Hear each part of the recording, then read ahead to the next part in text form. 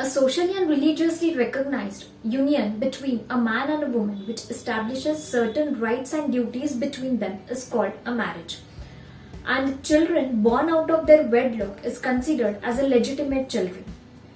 But if any marriage that falls under the category of void, that is section 11 of Hindu Marriage Act, or voidable, that is section 12 of Hindu Marriage Act, because of any reason that such child which is born of such marriage, as per the tradition which is considered as the illegitimate child, but as per section 16 of Hindu Marriage Act, void or voidable marriage does not affect the status of any child, and hence he or she will be given the status of the complete legitimate child. However, whenever the matter of the rights and the ancestral property, then such child cannot claim his or her rights. Hello everyone. You're right. In this video, we will discuss about section 16 of Hindu Marriage Act 1955, which discusses about the legitimacy of a child which is born out of void or voidable marriages. In all the societies, the status of a children, whether they are born from legitimate relationships or illegitimate relationships, has a great impact on their lives.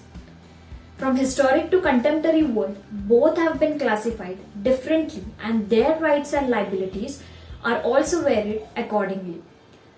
The legitimate one always have all the privileges, while all the illegitimate faced a lot of discrimination and hardships. Not only the society, but the law has given the different status to both. And to understand the concept of legitimacy, it is important to understand the meaning of the term first. The word legitimacy has been derived from a Latin word legitimate, which means to make the lawful.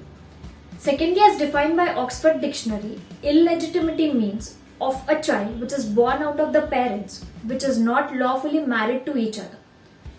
Based on these definitions, we can understand that legitimacy is an important concept in our society.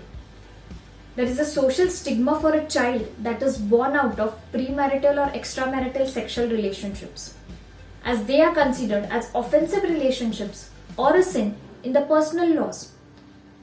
Almost all the religions do not recognize such relationships. But by understanding the substantial circumstances and giving the logic that why a child should suffer out of others' mistake, law has taken a hard step and gave the legitimate status to such children.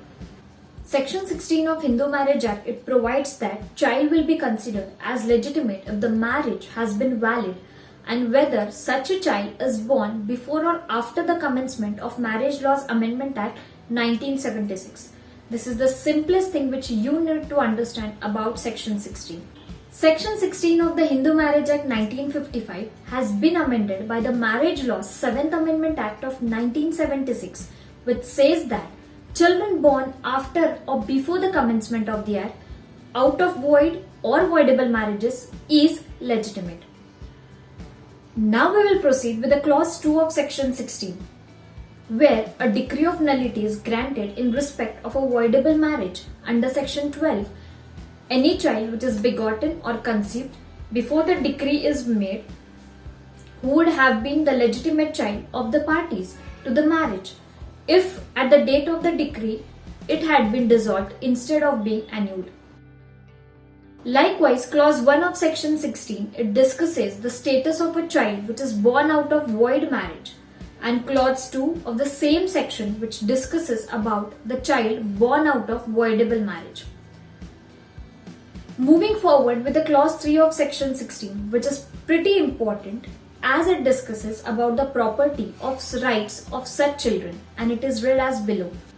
Nothing contained in the subsection 1 or subsection 2, it shall be construed as confirming upon any child of a marriage which is null and void, or which is annulled by a decree of nullity under Section 12, any rights in or the property of any person other than the parents in any case where, but for passing of this act, such child would have been incapable of possessing or acquiring any such rights by the reason of his not being the legitimate child of his parents.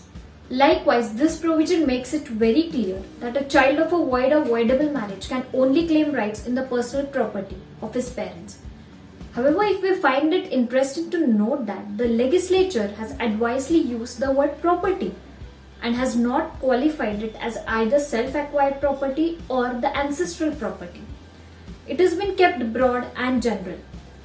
Under Hindu personal law, the inheritance right of the illegitimate child is codified under Section 16 of the Hindu Marriage Act 1955, which states that the children which are born out of void or voidable marriages, they are only entitled to the property belonging to their parents and not anyone else had been the legitimate children of their parents. This section has been historically interpreted in such a manner so as to state the illegitimate children that have right of inheritance over the self-acquired property of their parents and not the ancestral or co-personary or the HUF property of their parents. However, at present, the section has been interpreted to include the ancestral property of the parents of the illegitimate child and is not only restricted to the self-acquired property of their parents by Supreme Court of India as explained further below. Further, the Supreme Court observed that the child which is born in such relationships is innocent and is entitled to have all the rights which are given to other children which is born in the valid marriage.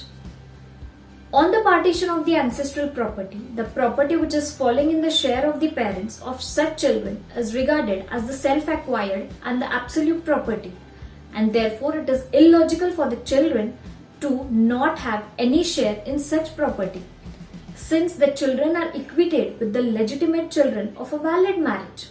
However, even now the illegitimate children can exercise their right in the ancestral property by asking for the partition upon the death of their parents and not during the lifetime. A caveat does not exist with this precedent.